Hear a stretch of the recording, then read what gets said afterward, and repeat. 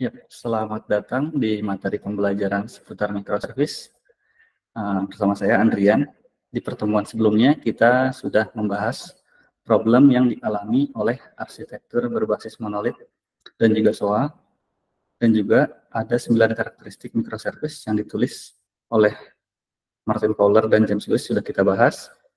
Kali ini kita akan bahas seputar hubungan antar keduanya, tentang di mana peran masing-masing atribut itu diterapkan. Oke, mari kita mulai di next slide. Ya, sebelumnya kita telah memahami dasar-dasar arsitektur microservice. Mari kita kembali ke masalah-masalah yang telah kita diskusikan sebelumnya terkait dengan arsitektur perangkat lunak lainnya. Teman-teman mungkin ingat bahwa dalam diskusi sebelumnya kita membahas beberapa masalah yang sering muncul dengan arsitektur monolit dan juga arsitektur SOA. Misalnya masalah seperti infleksibilitas dalam deployment, ketergantungan pada teknologi tunggal, dan biaya yang mahal untuk penggunaan ESB atau Enterprise Service Bus. Namun dalam teori, arsitektur microservice diharapkan dapat menyelesaikan semua masalah ini. Pertanyaannya sekarang adalah, bagaimana sebenarnya microservice melakukan hal itu? Bagaimana prinsip-prinsip dasar arsitektur microservice diimplementasikan untuk mengatasi masalah-masalah yang telah kita identifikasi sebelumnya. Nah, dalam sisa presentasi, kita akan menjelajahi secara rinci bagaimana microservice mengatasi masalah-masalah ini. Kita akan melihat fitur-fitur yang ditawarkan oleh arsitektur microservice, seperti desain berbasis layanan yang terpisah, fleksibilitas yang dalam memilih teknologi, dan juga pendekatan modular dalam deployment perangkat lunak. Dengan pemahaman yang lebih dalam tentang bagaimana microservice beroperasi, kita akan dapat menilai apakah arsitektur ini benar-benar dapat memenuhi ekspektasi kita dalam menyelesaikan tantangan yang diharapkan oleh arsitektur perangkat lunak modern. Oke, kita next slide. Nah, mari kita bicara tentang masalah pertama, yaitu single technology platform. Ini artinya kita tidak bisa menggunakan banyak platform teknologi dalam satu aplikasi. Jadi bayangkan kita punya aplikasi yang besar, tapi semua bagian dari aplikasi itu harus dibangun dengan satu platform pengembangan yang sama. Nah, ini jelas bisa jadi masalah karena kita mungkin butuh teknologi yang berbeda untuk berbagai fitur aplikasi kita. Contohnya, bayangkan kita punya aplikasi besar yang dibangun dengan Java 8. Lalu kita ingin upgrade ke Java 9 karena ada fitur baru yang keren. Tapi masalahnya kita harus upgrade seluruh aplikasi dari ujung ke ujung. Nggak ada pilihan untuk upgrade bagian-bagian tertentu yang mungkin lebih penting atau lebih urgent. Di sini arsitektur monolit bikin kita terbatas. Kita tidak bisa memilih platform tertentu untuk fitur-fitur spesifik. Jadi, kita terikat pada pilihan awal kita saat pengembangan, tanpa fleksibilitas untuk mengganti teknologi saat kebutuhan berubah. Oke, kita ambil contoh di next slide. Nah, kurang lebih sampelnya seperti ini untuk monolit. Ada satu aplikasi besar yang dibangun dengan Node.js secara keseluruhan. Oke. Ini dalam microservice, atribut decentralized governance ini ternyata yang membantu kita mengatasi masalah ini. Intinya, atribut decentralized governance ini memberikan kebebasan kepada setiap tim untuk memilih platform pengembangan yang dibutuhkan. Jadi nggak ada lagi aturan dari atas yang memaksa tim harus menggunakan satu platform pengembangan atau satu database tertentu atau bahkan satu sistem messaging tertentu. Jadi tim punya kebebasan untuk memilih platform yang paling cocok untuk mereka. Asalkan tentunya ada alasan yang baik untuk memilih platform tersebut. Jadi bukan karena sekedar baru atau keren. Misalnya dalam slide dianalogikan, ada beberapa layanan yang digambarkan dalam bentuk simbol berwarna. Maka atribut decentralized governance ini memungkinkan kita untuk memilih platform apapun yang kita inginkan untuk masing-masing layanan tersebut. Jadi kita bisa mendapatkan sesuatu seperti ini, di mana layanan berwarna merah dibangun menggunakan Node.js, layanan hijau menggunakan Go, dan lain-lain. Jadi bisa kita lihat bahwa atribut decentralized governance dan arsitektur microservice ini benar-benar mengatasi masalah single teknologi platform. Oke, kita akan lanjut ke problem berikutnya. Ya, masalah berikutnya yang akan dibahas adalah deployment yang kurang fleksibel atau inflexible deployment-nya. Dengan monolith, ketika kita mendeploy aplikasi, kita selalu harus mendeploy seluruh aplikasi. Tidak ada cara untuk mendeploy hanya bagian tertentu dari aplikasi tersebut. Artinya, bahkan jika kita ingin memperbarui satu komponen, seluruh komponen harus dideploy.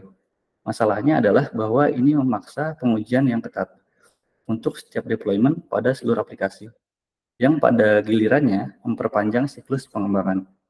Nah, bagaimana dengan microservice? Apa bedanya ketika menggunakan microservice? Kita bahas di next slide. Dalam microservice, atribut yang kita lihat di sini adalah komponetisasi melalui layanan atau componentization via service.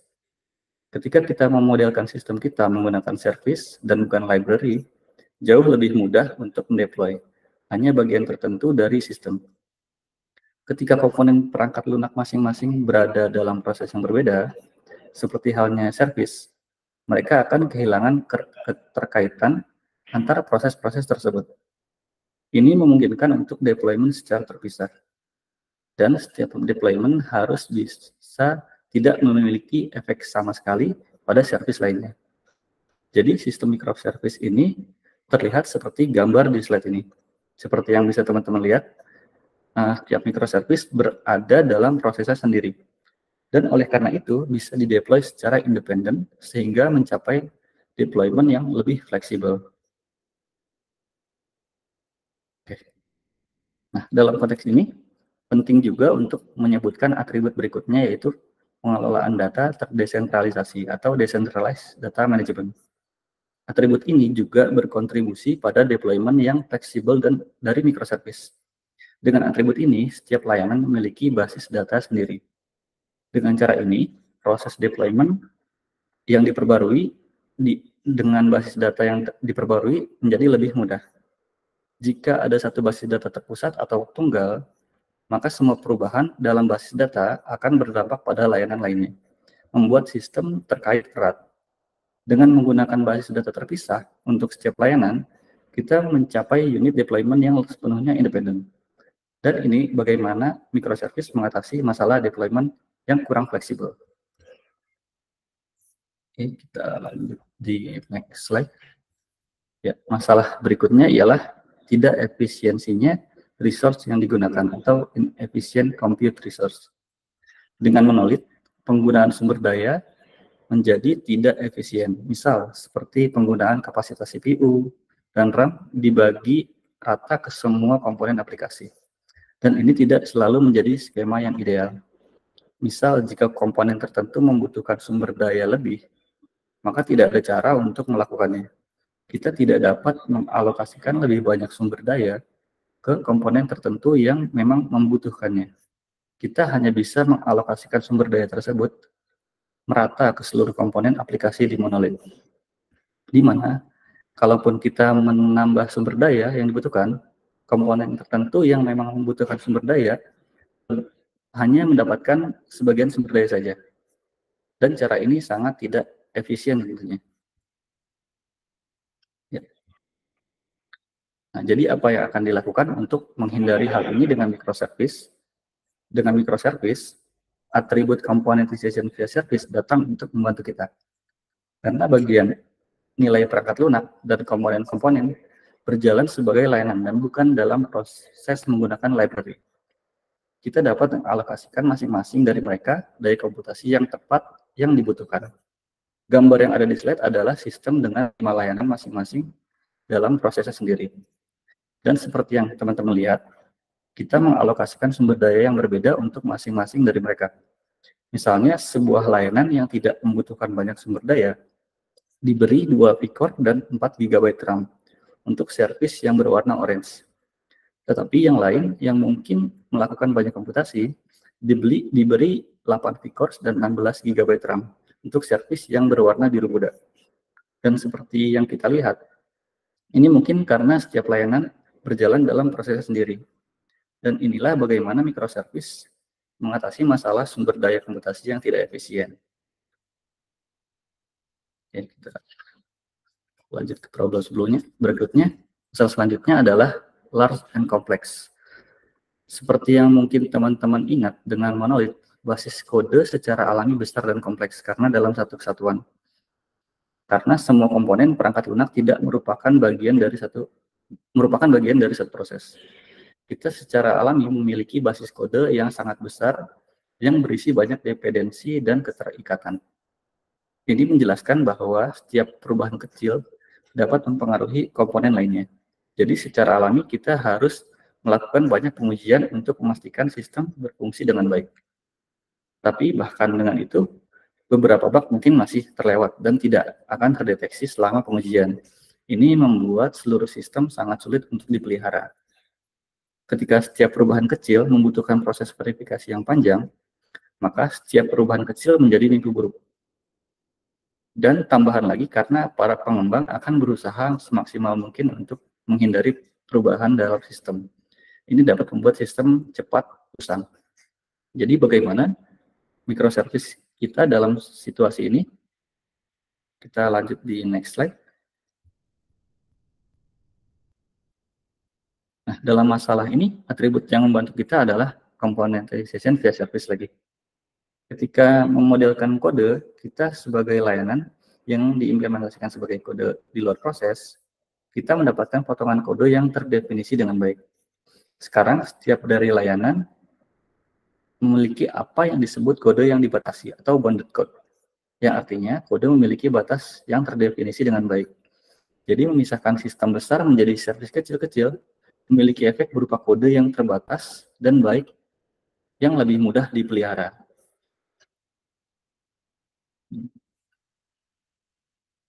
Masih dalam masalah large and complex, bisa juga dikombinasikan dengan atribut manajemen data terdesentralisasi atau decentralized data management.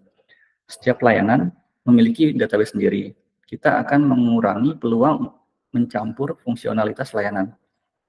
Jika ada satu database besar yang digunakan oleh semua layanan, maka kita masih memiliki masalah konten atau data yang bercampur di database yang melayani beberapa layanan.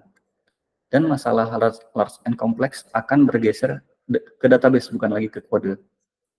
Dengan menggunakan database terpisah untuk setiap layanan, kita juga menghilangkan masalah large and complex pada sisi database.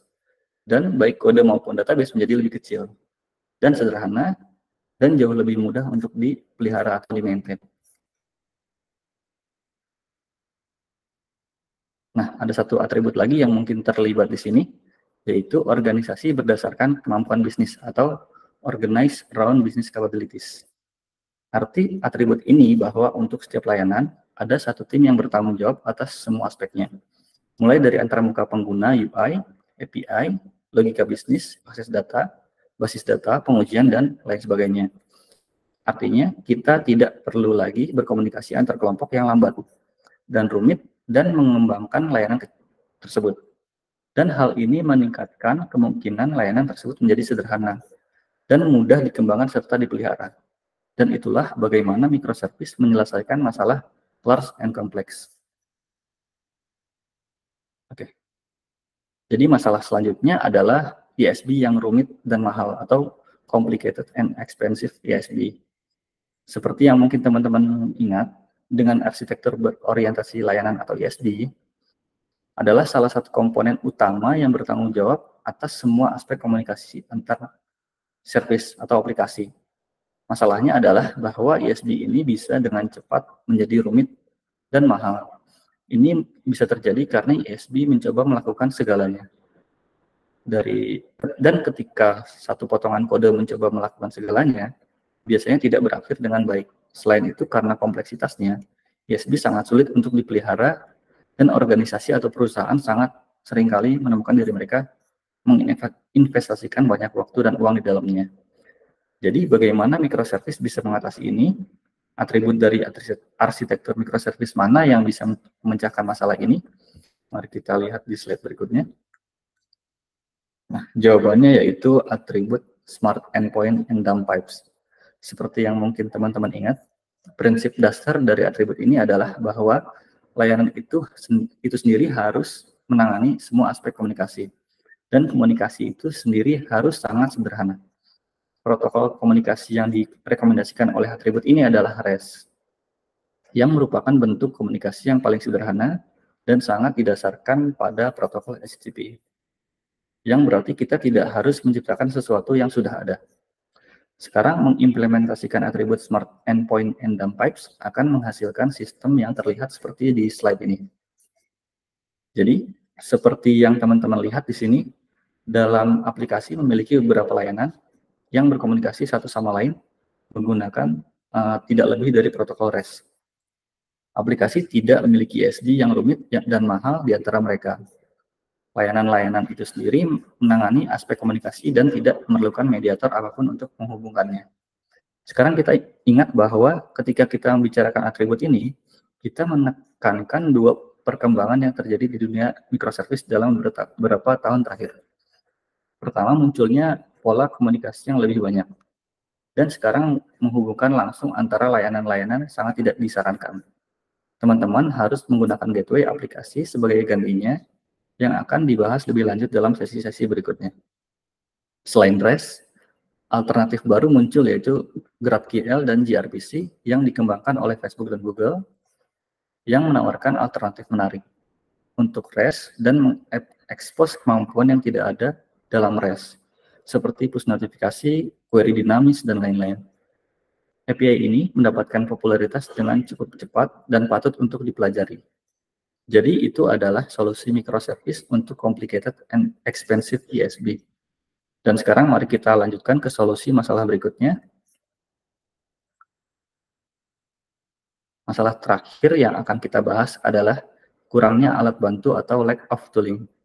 Jangan lupa bahwa kita sudah menyebutkan bahwa untuk mendukung SOA yang secara efektif, siklus pengembangan yang singkat diperlukan. Sudah kita lihat bahwa salah satu masalah dengan arsitektur monolit adalah siklus pengembangan yang panjang, dan SOA seharusnya membawa perbaikan dalam hal ini. SOA seharusnya memungkinkan pengujian dan penyebaran yang cepat. Namun untuk itu diperlukan alat bantu, yang pada saat itu mungkin belum ada. Intinya adalah tidak ada kemajuan dalam waktu yang singkat. Ini tidak dapat diterima bagi para pengembang sistem SOA. Dan ini adalah salah satu alasan mengapa arsitektur SOA pada akhirnya gagal. Nah, dengan microservice dapat memecahkan masalah tersebut. Fitur otomatisasi infrastruktur melakukannya dengan tepat.